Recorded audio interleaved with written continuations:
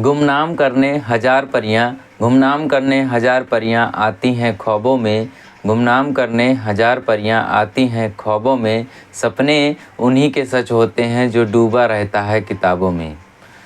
जय हिंद मेरे प्यारे साथियों, स्वागत है द नवीनतम क्लासेस के इस प्यारे से प्लेटफॉर्म पे। मैं मोहित प्रजापति आपका स्वागत करते हैं द नवीनतम क्लासेस के इस प्यारे से प्लेटफॉर्म पे। मेरे साथी हमने बैच स्टार्ट किया जिसमें हमने इंग्लिश को बिल्कुल बेसिक से पढ़ाने का वादा किया और हमारी इस वादे की सीरीज़ में आज क्लास चलते चलते आज पहुंच चुकी है टेंस की क्लास में। टेंस में हमने सीखा, हालांकि पिछली क्लासों को हमारे रिवाइज करने का एक ही मोटिव होता है कि आपको एक अच्छे वे में आपको सारी चीज़ें तैयार हो जाएं, आपकी ज़ुबान पे नहीं आपके दिमाग में सारी चीज़ें फीड होती एक तरीके से चली जाएं। मेरे ऐसे बताने का मतलब ये होता है कि आप जब किसी चीज़ को मेमोराइज करते हैं तो वो धीरे धीरे आपके जहन में बस जाता है और धीरे धीरे आपको याद होता चला जाता है, तो आपको पेपर के दौरान कोई तकलीफ़ नहीं होती है और आप पेपर में अच्छा स्कोर करके आते हैं। तो आप जुड़े रहिए हमारे साथ द नवीनतम क्लासेज पर। तो आज की क्लास में हमने पिछली क्लास में सीखा प्रेजेंट टेंस को। प्रेजेंट टेंस में हमने बताया कि हिंदी में प्रेजेंट टेंस की पहचान कैसे करते हैं। तो जिन वाक्यों के अंत में ता है, ती है, ते हैं आदि शब्द आते हैं उन्हें प्रेजेंट इंडेफिनिट टेंस कहते हैं। प्रेजेंट इंडेफिनिट टेंस में हमने बताया कि जब कोई रेगुलर काम हो, अनियमित रूप से चलता रहता है तो उसे भी प्रेजेंट इंडेफिनिट टेंस में रखा गया। जैसे my mother goes to temple, तो ये रेगुलर काम है इनके, my mother goes to temple daily. और ऐसे फिर हिस्टोरिकल की बात की कि हिस्टोरिकल फैक्ट जो होंगे उसमें भी प्रेजेंट इंडेफिनिट टेंस का यूज किया जाता है। हालांकि जो कमेंट्री की जाती है हमारे आईपीएल हो या क्रिकेट की जो भी कमेंट्रियाँ की जाती है वो भी प्रेजेंट इंडेफिनिट टेंस का ही यूज मिलता है। और भी ऐसे हैं जैसे कि आदत प्रगट हो या फिर यूनिवर्सल ट्रुथ की बात करें जो हमेशा के लिए निरंतर चलती रहती है, जैसे the earth moves around the sun. तो ऐसे भी सेंटेंस हैं जिसमें प्रेजेंट इंडेफिनिट का यूज किया जाता है। साथ ही साथ आज सीखते चलते हैं कि प्रेजेंट कॉन्टिन्यूअस टेंस में हमें क्या क्या होता है, इसकी पहचान कैसे करते हैं, इसके सेंटेंस को कैसे ट्रांसलेट करते हैं और इसको कैसे पहचानते हैं, आइए हम बताते हैं।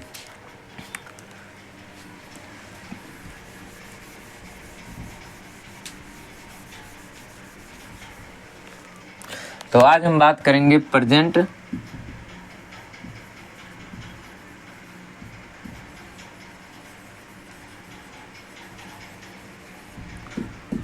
कंटिन्यूअस टेंस की। प्रेजेंट कंटिन्यूअस टेंस की हम पहचान लिखेंगे। पहचान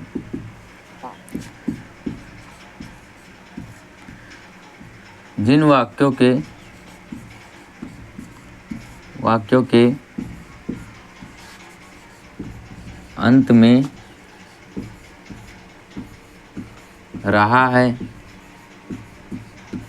रही है, रहा है, रही है, रहे हैं, रहे हैं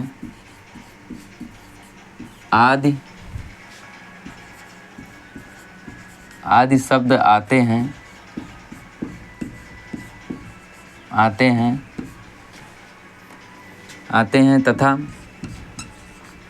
तथा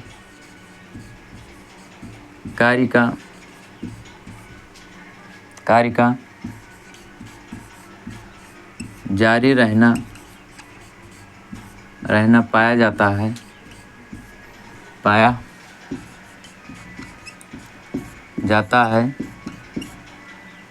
है और नहीं, परंतु कार्य के जारी रहने का रहने का समय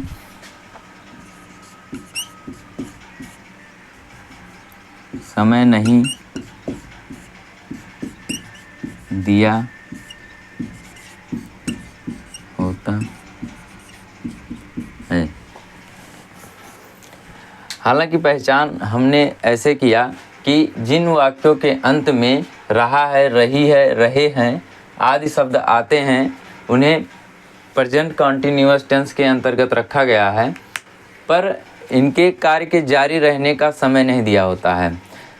हालांकि हम दो टेंस की बात करेंगे जिसमें प्रेजेंट कॉन्टिन्यूअस टेंस और एक है perfect continuous tense. Present continuous और परफेक्ट कॉन्टिन्यूअस में एक ही मात्र अंतर है कि प्रेजेंट कॉन्टिन्यूअस में कार्य के जारी रहने का समय नहीं दिया होता है और परफेक्ट कॉन्टिन्यूअस में कार्य के जारी रहने का समय दिया होता है। हालांकि ये सब बात आगे सीखेंगे। आज हम इस क्लास में सिर्फ प्रेजेंट कॉन्टिन्यूअस टेंस को सीखना स्टार्ट करते हैं। तो देखिए, हमने कहा कि जिन वाक्यों के अंत में रहा है, रही है, रहे हैं आदि शब्द आते हैं उन्हें प्रेजेंट कॉन्टिन्यूअस टेंस कहा जाता है, पर इनमें कार्य के जारी रहने का समय नहीं दिया होता है। कार्य का जारी रहना तो पाया जाता है पर कार्य के जारी रहने का समय नहीं दिया होता है। जैसे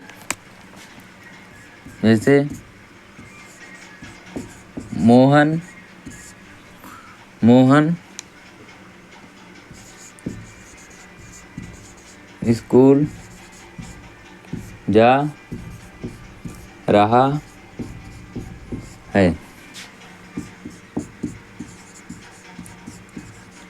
अमित किताब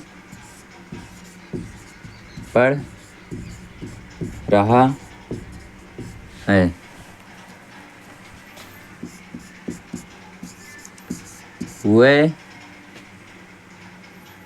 वे हिंदी पढ़ रहे हैं। इन तीनों सेंटेंस को देखिए जिसमें हमने बताया कि रहा है, रहे हैं। और रही है की बात करें जैसे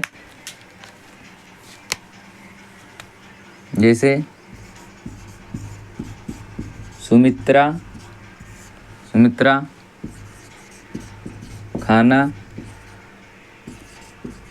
बना रही है। हालांकि इस टेंस में हमने देखा कि कंटिन्यूअस तो है कि मोहन स्कूल जा रहा है, ये जा रहा है, पर इसका ये नहीं पता है कि ये कब से जा रहा है, ना इसमें समय नहीं दिया गया है।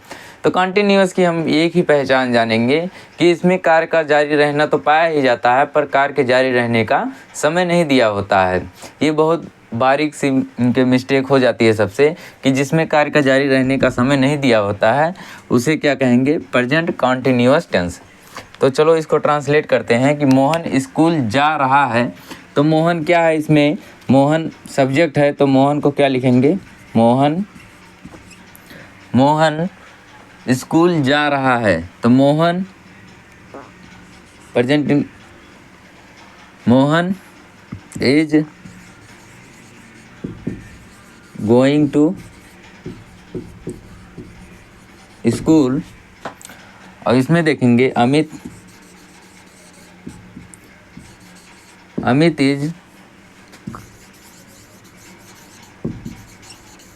Reading book. ये सेंटेंस में देखेंगे दे आर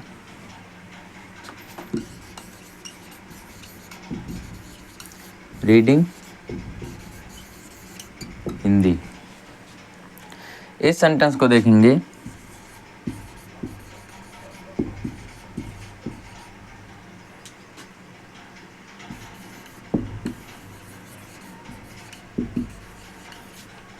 कुकिंग फूड। तो इसमें हमने देखा कि इज गोइंग आर रीडिंग और इज कुकिंग। तो इससे हमें समझ में आया कि इसमें हेल्पिंग वर्ब इज, आर और आई एम का यूज किया जाता है। तो आइए अब आगे लिखकर हम बताते हैं कि इसका ट्रांसलेट कैसे किया जाता है, क्योंकि अभी सिंटैक्स मतलब सेंटेंस स्ट्रक्चर को हमने नहीं बताया, तो सेंटेंस स्ट्रक्चर को देखते हुए फिर उसके बाद हम फिर से ट्रांसलेट करते हैं। तो उम्मीद है यहाँ तक आपको समझ में आया होगा। आप अपने नोट्स में लिख लीजिएगा ये सब। चलिए आगे बताते हैं।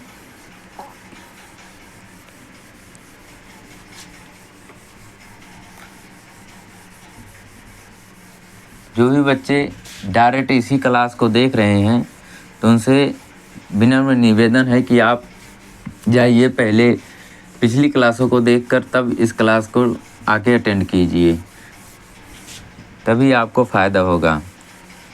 यहाँ से देखने से कोई फ़ायदा नहीं होगा। हालांकि इतने ब्रीफ से हम बता रहे हैं आपको, सारी चीज़ें याद तो हो ही जाएंगी, पर आपको शुद्ध ज्ञान नहीं होगा कि आप सारी चीज़ें अच्छे से याद कर लें।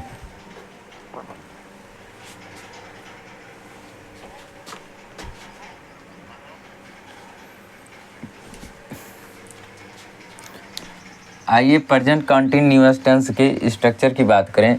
स्ट्रक्चर की बात करें तो हमने बताया था कि किसी भी सेंटेंस में सबसे पहले क्या आता है, यहाँ क्या लिखें, सेंटेंस स्ट्रक्चर। सेंटेंस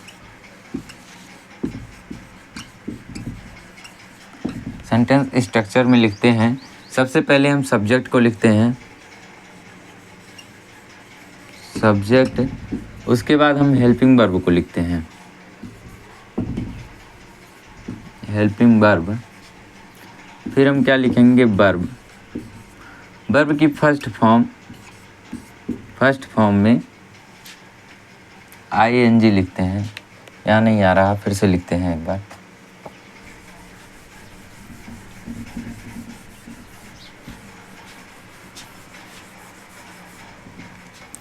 पूरा यहाँ से लिखते हैं, सेंटेंस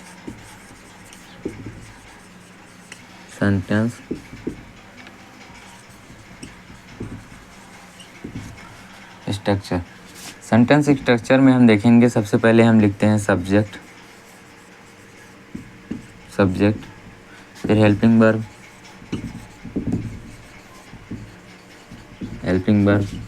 फिर हम वर्ब की फर्स्ट फॉर्म में, वर्ब की हम डायरेक्ट लिख देते हैं ING फॉर्म। फिर उसके बाद हम लिखेंगे ऑब्जेक्ट के बाद कोई एक्स्ट्रा वर्ड हो तो उसे लिखते हैं। तो यहाँ तक हमने देखा कि सब्जेक्ट, हेल्पिंग वर्ब की ING फॉर्म, फिर ऑब्जेक्ट, फिर एक्स्ट्रा वर्ड को लिखते हैं। हालांकि ऐसे नहीं, जैसे देखिए एक लाइन में हम लिख देते हैं कि आई के साथ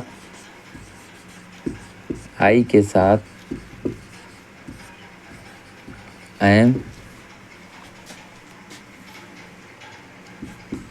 he, she, it, योम, एक वचन।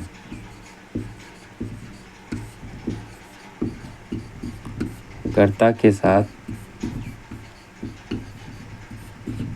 साथ एक वचन कर्ता के साथ इज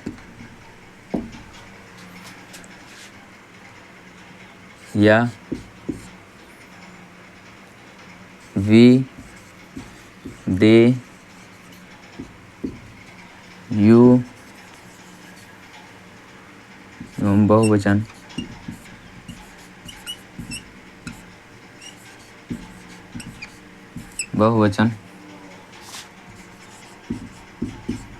कर्ता के साथ आर लगाकर वर्ब की फर्स्ट फॉर्म में ING लिखते हैं।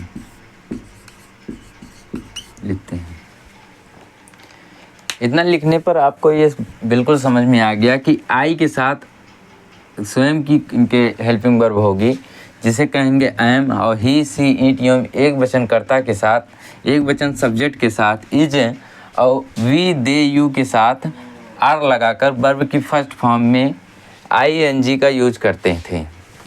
यानी कि हमने जब प्रेजेंट इंडेफिनिट की बात की थी तो प्रेजेंट इंडेफिनिट में हमने बताया ही सी इट यम एक वचनकर्ता के साथ वर्ब की फर्स्ट फॉर्म में एस या एस लगाते हैं। और फिर हमने प्लूरल की बात की थी, जैसे आई वी दे यू के साथ एवं बहुवचनकर्ता के साथ वर्ब की फर्स्ट फॉर्म को ही लिखते हैं।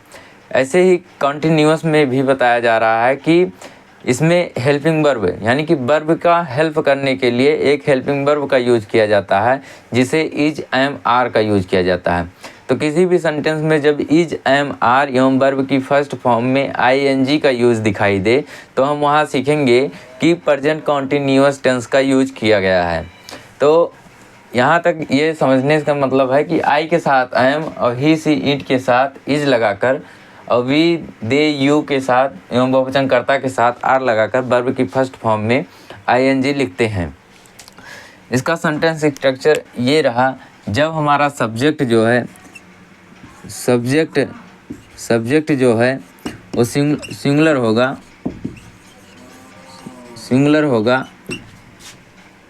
होगा तो हम यहाँ क्या लिखेंगे, इज लिखेंगे, या फिर सिर्फ आई होगा तो हम उसके साथ एम लगाएंगे, और या तो फिर प्लूरल होगा तो आर लगाकर हम वर्ब की आईएनजी फॉर्म को लिखते हैं।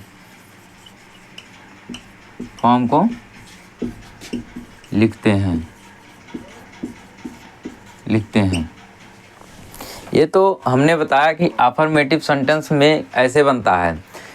बाकी हम सारे स्ट्रक्चर को अब धीरे धीरे समझते चलेंगे। हालांकि हमें रिदम में आने दीजिए, फिर आप देखिए इस क्लास को आप कितना एंजॉय करते हैं। सारी चीज़ें यहाँ पे बताई जाएंगी, सब चीज़ ही आपको पढ़ाया जाएगा, पर आप पढ़ते पढ़ते आप एंजॉय करेंगे कितना। इस क्लास को देखते रहिए और ज़्यादा से ज़्यादा संख्या में हमारी क्लास से जुड़िए। अभी तो हम लाइव नहीं पढ़ा रहे हैं, लेकिन हम आपसे वादा करते हैं कि लाइव क्लास तभी स्टार्ट होगी जब 1000 सब्सक्राइबर हमारे सारे पूरे हो जाएंगे। उसके बाद हम लाइव ही डायरेक्ट आपको पढ़ाएंगे।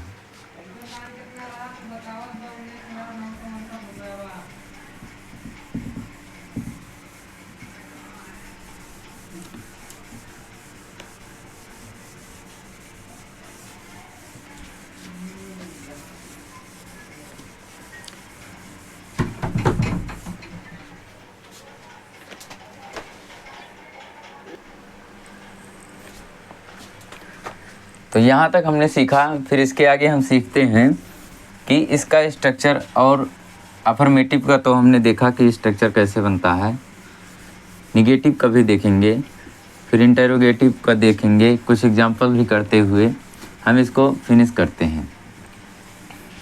तो उम्मीद है आपको समझ में आता ही होगा कि आई के साथ एम और इज, और एक वचनकर्ता के साथ इज और बहुवचनकर्ता के साथ आर लगाकर वर्ब की फर्स्ट फॉर्म में आईएनजी लिखते हैं। जैसे हमने कहा Ram is writing a letter. तो इसमें राम क्या हुआ आपका, सिंगुलर हुआ, और इज क्या हुआ आपका हेल्पिंग वर्ब, और राइटिंग अ लेटर। तो इसमें कहा राम, हिंदी में कहेंगे राम पत्र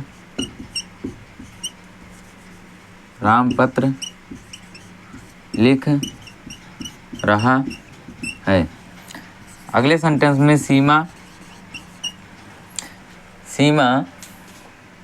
इज वर्किंग हार्ड। तो सीमा एक वचन करता है। किसी भी नाम, अगर नाउन में किसी भी नाम का, किसी का नाम भी लिया जाए तो हमेशा सिंगुलर ही होता है। और प्लूरल मतलब बहुवचन वे होते हैं जो बहुत से होते हैं, जैसे एक से अधिक हों। तो उसमें प्लूरल माना जाता है। तो जैसे कि सीमा सिंगुलर है तो इसके साथ इज लगा, इज में वर्ब की फर्स्ट फॉर्म, वर्ब की फर्स्ट फॉर्म वर्क में आईएनजी लगा, फिर हार्ड लिखा गया। यानी कि सीमा इज वर्किंग हार्ड, तो सीमा कठिन कार्य कर रही है। तो ऐसे और भी सेंटेंस हैं, जैसे रमेश एंड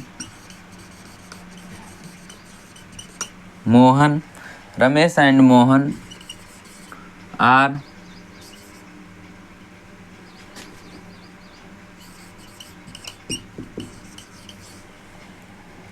सॉल्विंग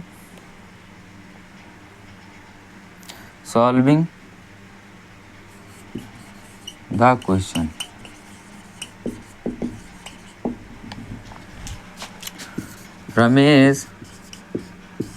रमेश और मोहन सवाल हल कर रहे हैं।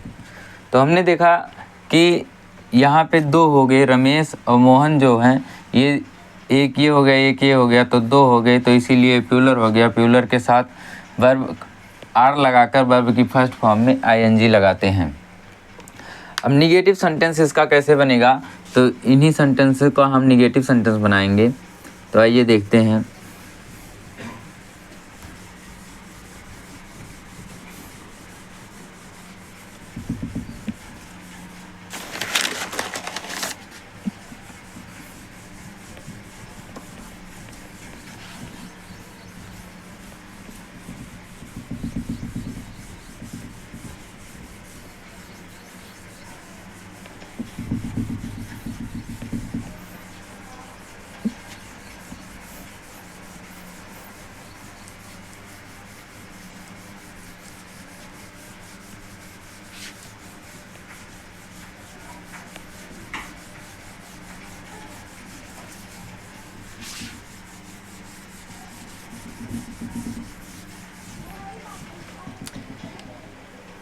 अफर्मेटिव ने हमें बताया था कि सेंटेंस स्ट्रक्चर कैसे बनेगा।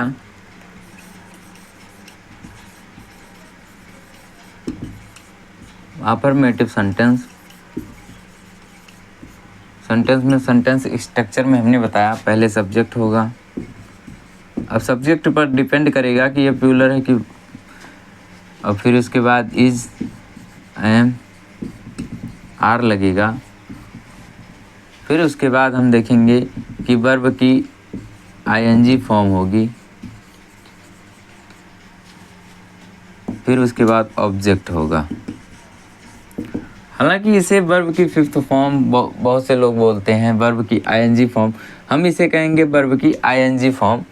यानी कि अफर्मेटिव ने हमने बताया कि जैसा सब्जेक्ट होगा उसी के अनुसार यहाँ पे हेल्पिंग वर्ब लगेगा। हेल्पिंग वर्ब के साथ वर्ब की फर्स्ट फॉर्म में आईएनजी लगेगा, फिर उसके बाद ऑब्जेक्ट लिखा जाएगा। तो हम निगेटिव सेंटेंस की बात करें तो इसमें जस्ट क्या होगा, निगेटिव सेंटेंस की बात करें, निगेटिव सेंटेंस में सबसे पहले सब्जेक्ट होगा। अब सब्जेक्ट सिंगुलर हुआ तो इज लगेगा, सब्जेक्ट प्लूरल हुआ तो आर लगेगा, और उसके बाद अगर आई हुआ तो एम लगेगा। फिर उसके बाद हम नॉट लिखते हैं, उसके बाद वर्ब की आईएनजी फॉर्म लिखेंगे, फिर ऑब्जेक्ट लिखते हैं। ये कैसे हुआ, जैसे Ram is not eating food, जैसे they are not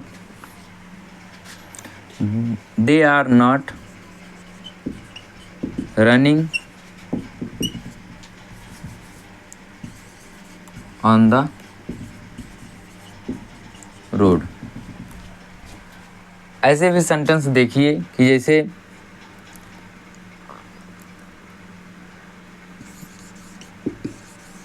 girls are not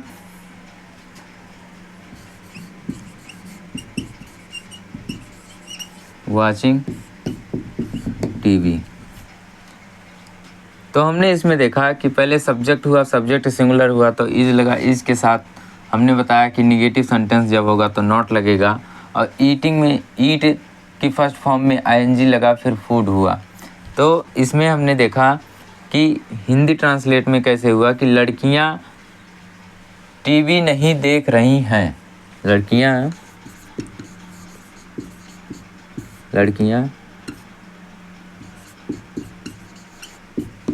TV नहीं देख रही हैं। तो उम्मीद है आपको यहाँ तक समझ में ही आया होगा। फिर उसके बाद हम बात करेंगे कि इंटरोगेटिव सेंटेंस कैसे बनता है। फिर उसके बाद इंटरोगेटिव, फिर इंटरोगेटिव निगेटिव सेंटेंस की बात करेंगे।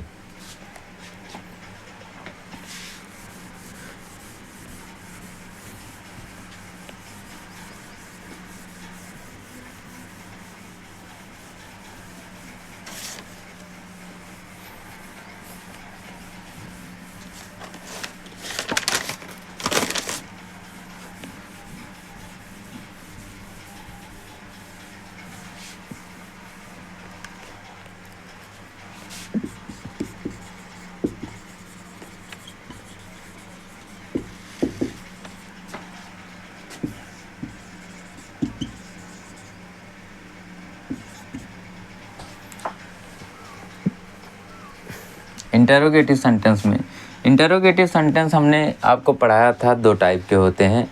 एक होता है यस या नो टाइप, एक होता है WS टाइप। तो इन दोनों सेंटेंस को बनाने के लिए हम क्या करते हैं, तो सबसे पहले हम आपको बताएंगे कि यस या नो टाइप सेंटेंस इंटरोगेटिव का कैसे बनता है। तो इंटरोगेटिव का यस या नो टाइप,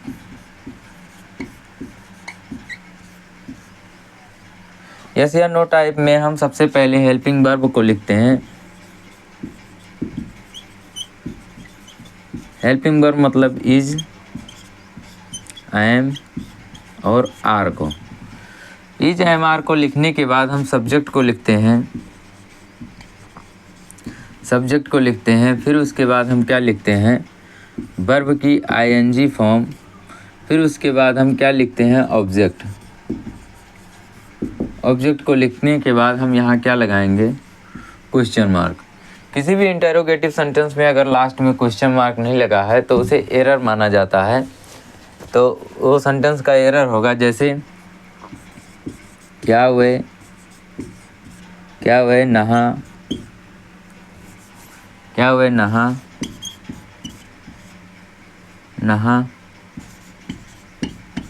रहे हैं। तो इस सेंटेंस का ट्रांसलेट कैसे करेंगे, क्या वे नहा रहे हैं। जब क्या से बात हुई, क्या वे नहा रहे हैं, तो इसका हेल्पिंग वर्ब क्या होगा, वे मतलब बहुवचन हुआ, बहुवचन मतलब दे।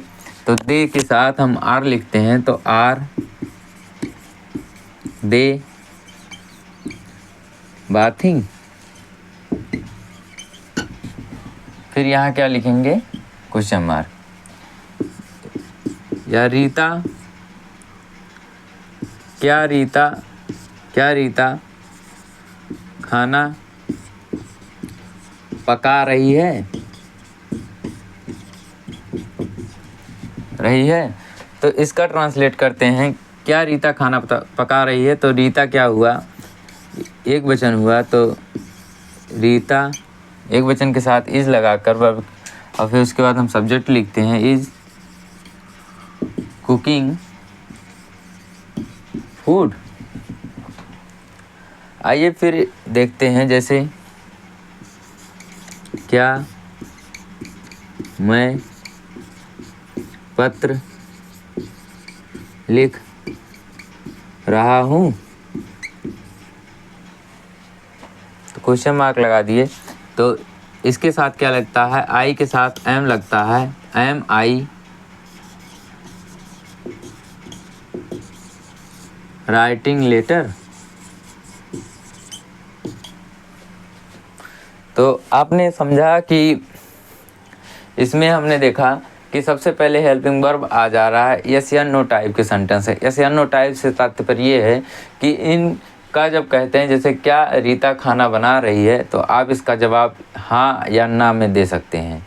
इसी से इसका काम ख़त्म हो जाता है। फिर उसके बाद हम अब पढ़ते हैं कि WS टाइप सेंटेंस कैसे बनाते हैं। इसका निगेटिव सेंटेंस का स्ट्रक्चर कैसे होगा यस या नो टाइप का, ये भी आपको बताते चलते हैं। तो हम इसका जैसे निगेटिव बनाएं, जैसे इसी में देखेंगे क्या वे खाना नहीं बना रहे हैं। तो इसका निगेटिव सेंटेंस ऐसे बनेगा जैसे are they not cooking food. Are they not cooking food. फिर ऐसे भी देखते हैं क्या रीता पढ़ नहीं रही है।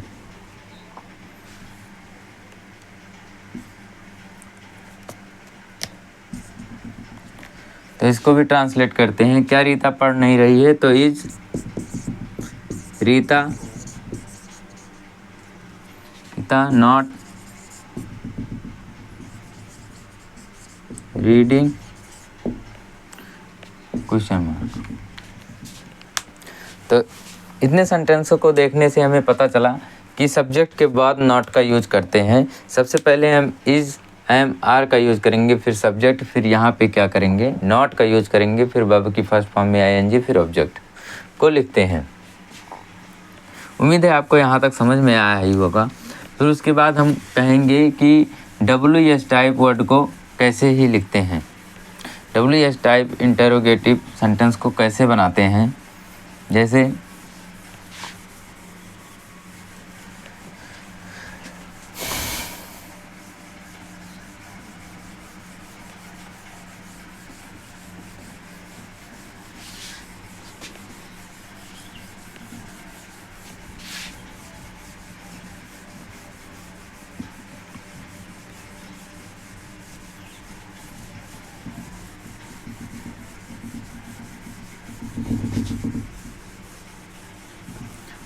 अब तो इस बोर्ड पर पढ़ने की आदत ही सबको कम हो गई है, लेकिन असली मज़ा इसी बोर्ड पर ही पढ़ना है, क्योंकि लिख के पढ़ाना पूरे कॉन्सेप्ट को डायरेक्ट PDF से अपलोड करके पढ़ाने में अलग ही मज़ा है। आप थोड़ी देर में ज़्यादा ही पढ़ लेंगे, लेकिन इतने अच्छे से समझ नहीं पाएंगे। जैसे हमने कहा WS टाइप वाले, WH टाइप में हम सबसे पहले WH वर्ड को रखते हैं, WH वर्ड को रखते हैं। फिर उसके बाद हेल्पिंग वर्ब, फिर उसके बाद हम सब्जेक्ट को लिखते हैं। अगर निगेटिव होगा तो नॉट यहाँ लगाएंगे, अगर नहीं है तो नॉट यहाँ नहीं लगाएंगे। फिर उसके बाद हम लिखते हैं वर्ब की ING फॉर्म। फिर उसके बाद हम क्या करेंगे ऑब्जेक्ट को लिखते हैं। फिर लास्ट में हम क्या करेंगे क्वेश्चन मार्क को लगाएंगे। हालांकि हेल्पिंग वर्ब मतलब इज एम आर को लिखेंगे, जैसा सब्जेक्ट होगा सब्जेक्ट के अनुसार इज एम आर को लिखेंगे। और WH वर्ड मतलब कुछ ट्रांसलेट करते हैं, जैसे वह क्या गा रही है, वे क्या पढ़ रहे हैं, मोहन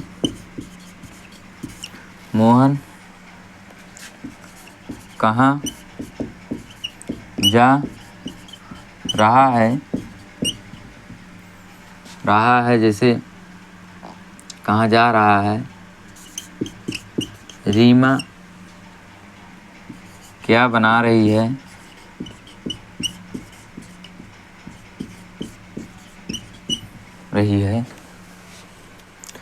तो देखिए इसका ट्रांसलेट कैसे करेंगे। वह क्या बना रही है, तो वह क्या बना रही है, तो क्या का ट्रांसलेट सबसे पहले करेंगे वाट,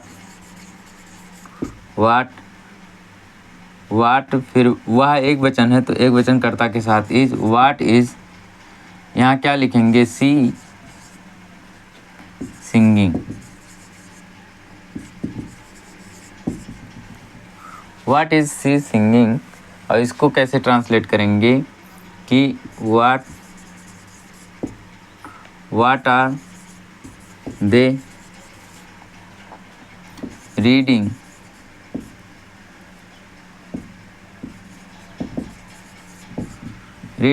इसका ट्रांसलेट करेंगे कि वेयर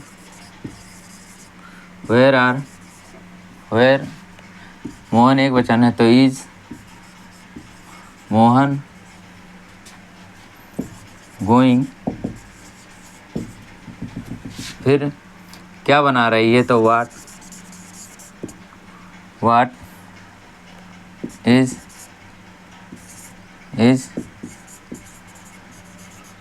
रीमा मेकिंग। तो इसका इंग्लिश ट्रांसलेट भी ऐसे ही होता है, जैसे अगर इसका निगेटिव बनाना हो, निगेटिव सेंटेंस बनाना हो तो हम क्या लिखेंगे, what is she not singing. तो दूसरे में देखेंगे what are they not reading.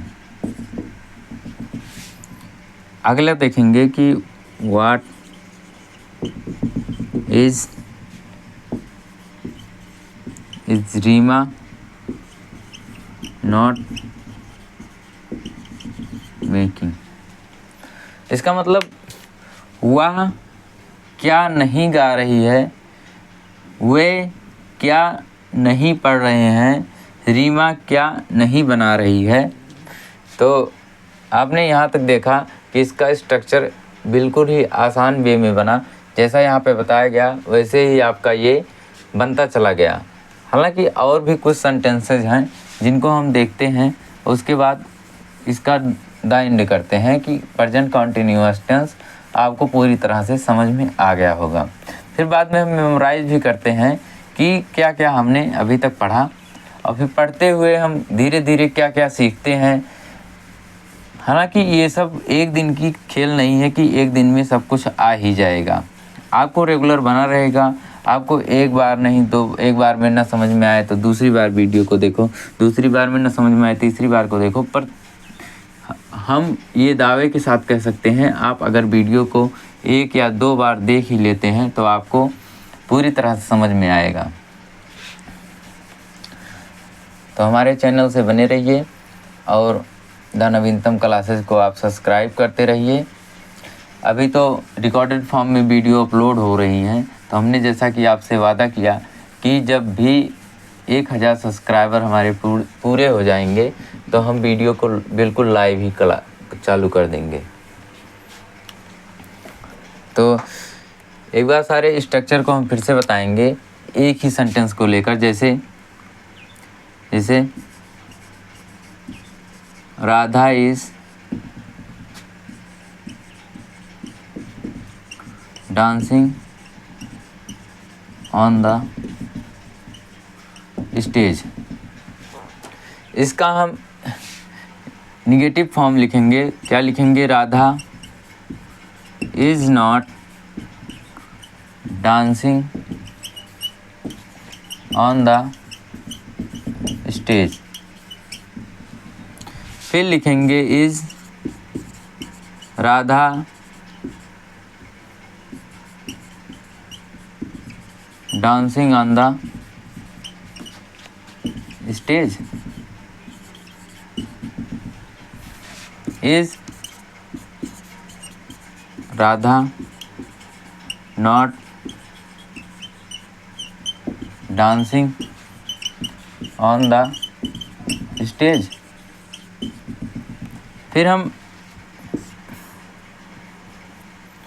फिर इसको बनाएंगे वेयर इज राधा डांसिंग। अगले सेंटेंस में लिखेंगे where is Radha not dancing. इन सभी सेंटेंस को आपने देखा कि इसमें ये क्या आपका था, अफर्मेटिव था, ये अफर्मेटिव था, ये आपका निगेटिव था, निगेटिव सेंटेंस। फिर इसके बाद ये था यस या नो टाइप का, यस या नो टाइप। फिर ये आपका था यस या नो टाइप निगेटिव सेंटेंस था। और उसके बाद हमने देखा डब्ल्यू एस टाइप, फिर इसमें डब्ल्यू एस टाइप निगेटिव को देखा। तो स्ट्रक्चर आपको समझते हुए बेहद ही अच्छे से ये क्लास सफल हुई। तो हमने इसमें सीखा कि प्रेजेंट कॉन्टिन्यूअस को एक बार पूरी क्लास को मेमोराइज करते हैं कि प्रेजेंट कॉन्टिन्यूअस में हमें कार्य के जारी रहने का समय नहीं दिया होता है, इसमें कार्य का जारी रहना पाया जाता है। इसके इन वाक्यों के अंत में रहा है, रही है, रहे हैं आदि शब्द आते हैं, इन्हें प्रेजेंट कॉन्टिन्यूअस टेंस कहते हैं। आई के साथ I am, is I am, I के साथ आई एम और ही सी इट यू एक वचनकर्ता के साथ इज और आई वी दे यू एवं बहुवचनकर्ता के साथ आर लगाकर वर्ब की फर्स्ट फॉर्म में आईएनजी का यूज करते हैं। तो इसी के साथ सीखते हुए हम पहले सब्जेक्ट, फिर helping verb is am are subject की तरह लगाएंगे, फिर उसके बाद वर्ब की फर्स्ट फॉर्म में आईएनजी, फिर ऑब्जेक्ट को लिखेंगे। ऐसे ही निगेटिव सेंटेंस में हम सब्जेक्ट के अनुसार इज एम आर लगाकर फिर नॉट लगाएंगे, फिर वर्ब की फर्स्ट फॉर्म में आईएनजी लगाकर फिर ऑब्जेक्ट लिखेंगे। ऐसे ही यस या नो टाइप की बात करें तो हेल्पिंग वर्ब को हम सबसे पहले लिखेंगे, यानी कि इज एम आर को सबसे पहले लिखेंगे, फिर उसके बाद हम सब्जेक्ट के अनुसार इज एम आर को लिखते हुए फिर यहाँ पे फिर वर्ब की फर्स्ट फॉर्म में आईएनजी लिखते हुए फिर हम ऑब्जेक्ट को लिखेंगे। ऐसे सीखते सीखते हमने सीखा कि डब्ल्यू एच टाइप वर्ड को सबसे पहले लिखेंगे, फिर इज एम आर लिखेंगे सब्जेक्ट के अनुसार, फिर सब्जेक्ट को लिखेंगे, फिर नॉट की ज़रूरत हो तो निगेटिव सेंटेंस हो तो नॉट लगाइए, नहीं तो वर्ब की फर्स्ट फॉर्म में आईएनजी, फिर उसके बाद ऑब्जेक्ट। तो ऐसे सीखते सीखते आपको ये क्लास बेहद पसंद आई होगी। तो आप हमारे चैनल को सब्सक्राइब करें, लाइक करें। जय हिंद, जय भारत।